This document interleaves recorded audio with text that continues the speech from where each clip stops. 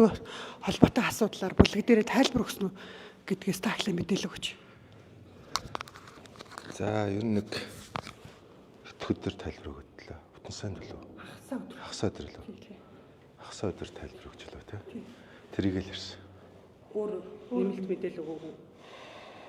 Тэгээ бүлгийн гишүүд ер нь асуулт асуугаагүй юу? Одоо яг энэ хэрэгтэй холбоотойгоор. Танах хурал ер нь ямар уур амьсгалт болов? Одоо энэ гадаа хүмүүс чагсаад байна. Энэ чагсааж байгаа хүмүүсийн шаардлагыг хүлээж авах ёстой ч гэдэг юм уу? Тийм шаардлагыг намынхаа дарга тавьж чадав.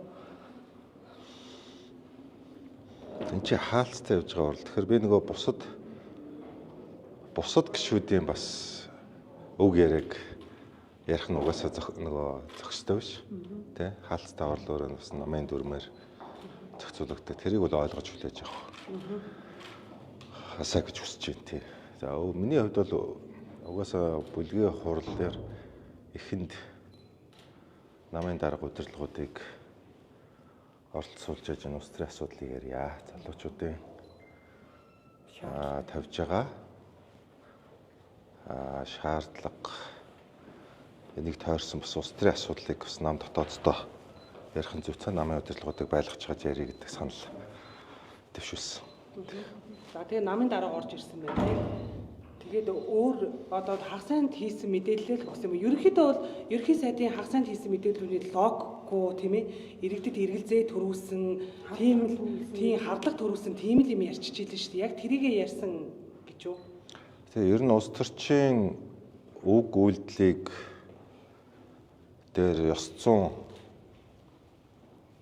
нэхэх ёс зүйн хариуцлага ярих шаардах тэр ирэх бол ард түмэнд нэлцтэй байна. Улс төрийн хариуцлагыг ярих асуудал бол мөн намын дотоодд нэлцтэй байна. Тийм ч учраас одоо энэ асуудлыг ярья гэдэг асуудлаа бүлэг дээр ярьсан гэсэн үг. Та сая бүлгийн хурлын үеэр ерхий сайдын шаардлага ярих юм уу? Бүлгийн хурлаас гадна өөр одоо намын шатны хурлууд дээр энэ асуудлыг ер нь ярих юм. Ямар нэг гаргалаа ер нь гаргах юм уу? Зөвхөн ерхий сайдын тайлбарыг сонсож суугах юм уу? Гэхдээ яг хөө тэгээд намын удирдах зөвлөл манай одоо энэ улс төрийн асуудлыг бол улс төрийн асуудлыг ярьдаг үндсэндээ намын үндсэн 3 бүтэц байна. За парламентын хувьд бол намын бүлэг. За намын их хурлаас байгуулагдсан бүтц нь бол намын төлөөллийн дээд байгууллага, намын баг хурал, түүнээс байгуулагдсан намын удирдах зөвлөл гэсэн 3 үндсэн улс төрийн шийдвэр гаргадаг бүтц ажилладаг. За намын даргын хувьд бол намын удирдах зөвлөл болон намын баг хурлыг ойрын үед хуралдуулъя гэдэг асуудлыг хөндөж ярьсан. За миний хувьд бол тооцтгож яг энэ хурал дээр юу ярих гэж байгаа юм бэ? Хэрвээ таны гэр бүлийн болон өөр хүүхэдтэй холбоотой үүссэн асуудлыг буюу энэ улс төрийн ёс зүйтэй холбоотой асуудлыг намын удирдах зөвлөл юм уу баг хурлаар яриулах гэж байгаа бол энийг зөвшөөрөхгүй шүү. Намын хамт олон таны гэр бүл хүүхдтэй холбоотой ийм ёс зүй асуудлыг нийтээрээ яриа санал хураахдаг байгууллага бол одоо бас бид нарыг бүгдийг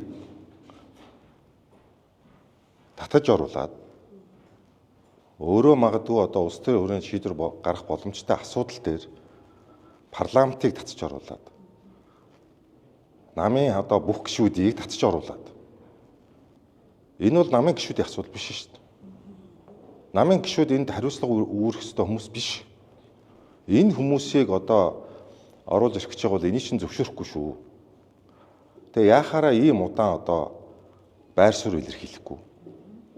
Тэгээ энэ ордноор дүүрэн та хэд одоо энэ хулан тагчиж гэсэн байж исэн биз дээ. Намайг ч гэсэн гарахад бүлтэлцүүлээл энэ бүх гишүүд чинь бүлтэлцээл юу гэж хэлэхээ мэдэхгүй намын даргаагаа одоо яачхаар нэг буруучдаг юм болов хамгаалахаар буруучдаг юм болов чи элгийн болж шүү дээ чинь.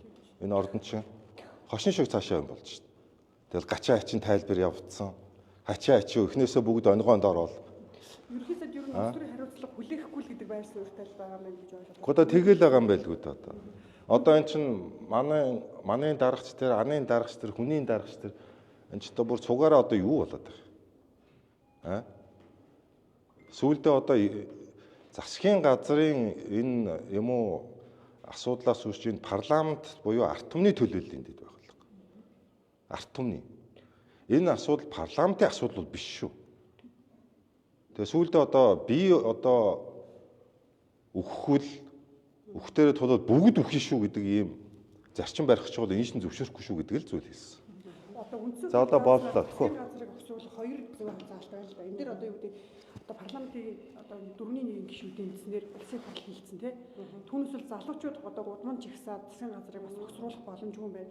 Тэгээ ялангуяа ерөнхий сайд нь өөр хариуцлага хүлээхгүй гэсэн юм байр суурьтай үед. Тэгэхээр хуулийн мөрөнд парламент таамаг яаж болох ёстой вэ? үйлдэл хийх ёстой. Парламентын гишүүд дэмжлэг үзүүлж тийм үү гарын үсэг зурж одоо чахвар руугаа оруулж хилцэх ёстой биш үү? Гэхдээ заавал энэ олон гишүүдийг одоо ийм байдалд оруулалт нь явуулах.